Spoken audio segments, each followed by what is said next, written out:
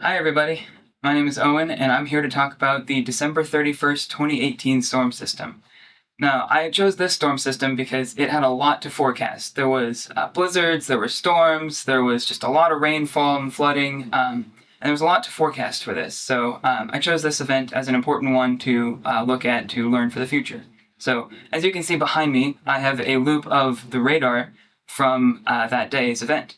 And in the top left, you can see the snowfall, the back end of the snowfall that occurred in the high plains.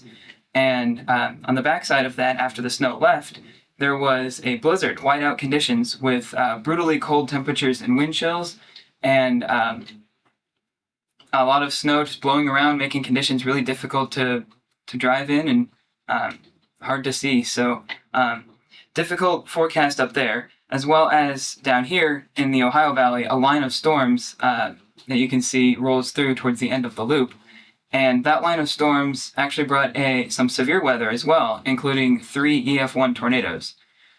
We'll get into that here in a second. I just wanted to also point out just a lot of rain and messiness that happens up here, and that just makes for even a more complicated forecast for this event.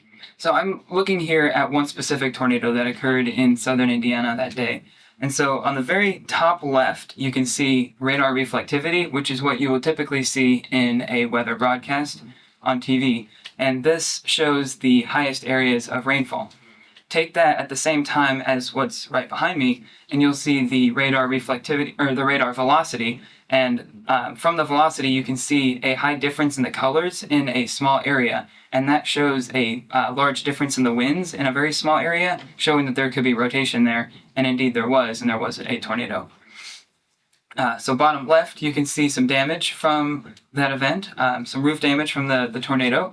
And right behind me, you can see blizzard whiteout conditions in North Dakota, as well as seen in parts of Minnesota and South Dakota as well. So just a lot going on in this case, and a lot to forecast that makes it pretty difficult to get correct. But a lot of hazards and a lot of risks that needed to be correct in order to keep people safe. So lastly, I talked about the risk a little bit.